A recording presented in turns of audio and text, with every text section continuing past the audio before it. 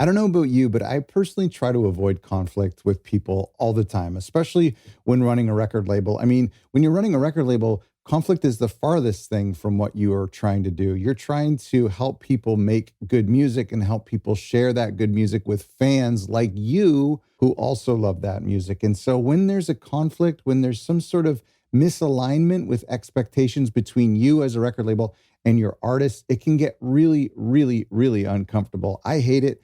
In the past 10, 15 years, I've had maybe only like 3 or 4 times where things like went a little awry. Nothing super big or aggressive in any way. It's usually like a little bit under the surface. You know exactly what I'm talking about. So in today's episode, we're going to look at 3 things, 3 tools that I'm going to give you that will help you not only deal with conflict with artists, but hopefully prevent conflict from happening in the first place. I think it's possible. Let's dive in.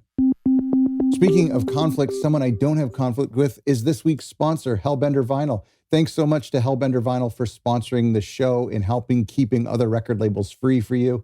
Go to hellbendervinyl.com. If you are interested in pressing your first record to vinyl, they're a brand new pressing plant and they're run by people in our record label community. So check them out. Go to hellbendervinyl.com. Anytime I would come out of a conflict or some sort of issue in a relationship with my business or as an artist, I would often grieve what happened, but then I would try to take it as a life lesson. I would make sure that I learned from it and that I tried to implement some sort of strategy to never let it happen again. And I actually think I got pretty good at it. And there's 3 super simple things I think you can do to avoid conflict altogether. So here they are. Number 1 is be aware. Be aware of their mindset going into your business relationship. Be aware of where they are in their career. Don't go into this relationship naive. Don't think that they 100% need you or you 100% need them. Be really aware. Do your research, do your homework on this artist, and make sure that you guys are right for each other. Are they at a stage in their career that is similar to where you're at in your career with your record label? Are you sure that you can help them? What about their reputation? Look into their reputation in the music industry in your local community. Also, be aware of your reputation, not necessarily your personal reputation or your record label's reputation. That might be a blind spot and hard for you to know. But what I mean is, be aware of the reputation of independent record labels or just record labels in general. See, a lot of artists who've never had experience with the new indie model, a lot of them might be a little fearful and a little bit tepid about the dangers of working with a record label. So don't be naive to that. Don't think that they know your intentions right off the bat. Okay, number 2 is be prepared. If you're going to take away one thing from today's video, please let it be this. Just get ahead of conflict. Be preemptive.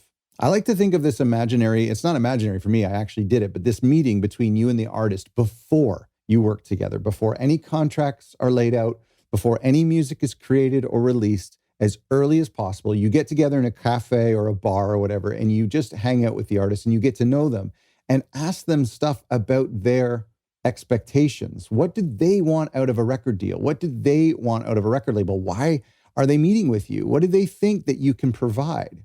In fact, not only should you lay out your expectations, but as a record label, I would take a guess at what their expectations are. I would say, I'm assuming that you want XYZ. Do you agree?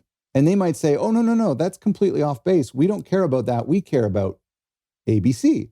It is so important that you understand each other's expectations, that they understand what you're promising. They're understanding what you can't promise them. And on that note, in that meeting, make sure they know your limitations. Be honest with them. Say, listen, I don't have great contacts in the sync licensing world. So if you're hoping to get your music on an HBO show or on Netflix, I can't guarantee that. In fact, I don't think that's going to happen. And maybe they're like, oh, that was a really big deal for us. And they get that out on the table and say, yeah, actually, you know what? Sync is a really big deal. And if you don't have those contacts, maybe we shouldn't work together. Or more likely in that meeting, they'll go, that's okay. I don't really care about sync. What we care about is vinyl or tapes, or we care about streaming. And so have that conversation, because honestly, it's a good situation if at the end of that meeting, you realize you guys aren't right for each other, as opposed to like thinking you maybe will get to be right for each other and then divorce later on? No way. Get it all out in the open right away. Whatever these expectations are, whatever these promises, these deals, whatever, get them on paper, on a napkin or in email. put them on a Google Sheet or Google Doc that is shared. Make sure they're aware of it. You write it down, they confirm it, they sign it. Yeah, we see all this. And I'm not talking about a contract. I'm not even talking about early deal points. I'm just saying like these expectations, these limitations, being super transparent and honest. Finally, number 3 is be generous. Some of you may not like this, and maybe some of you have the scarcity mindset.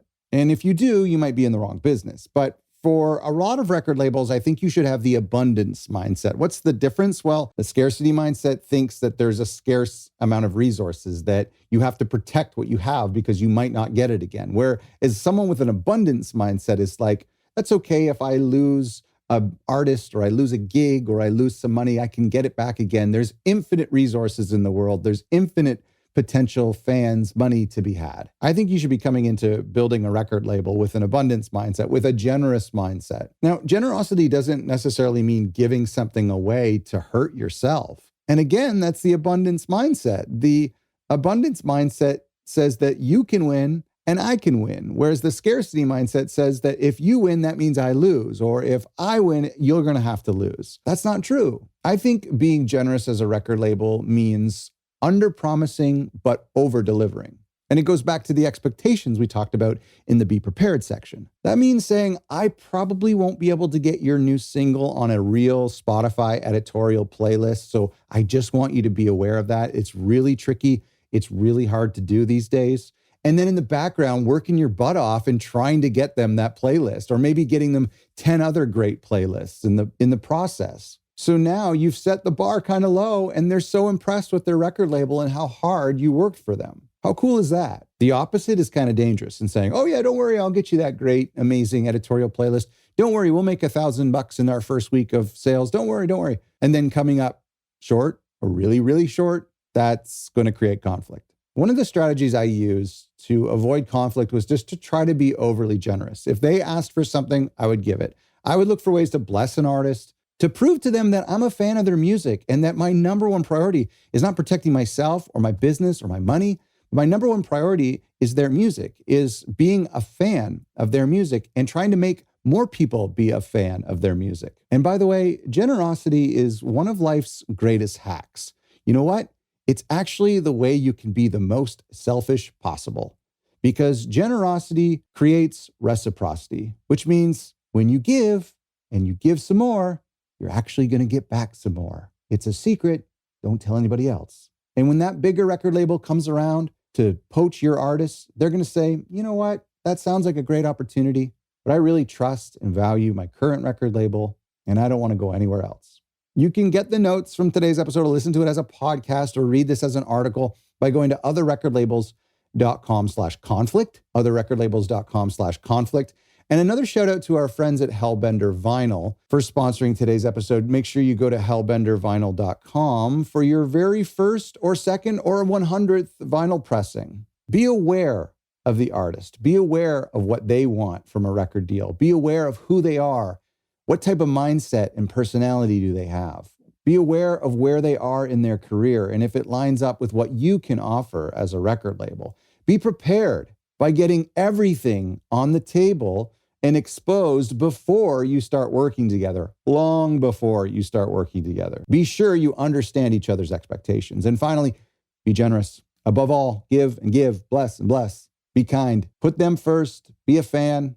Earn their trust. You will. I promise. Thanks for watching.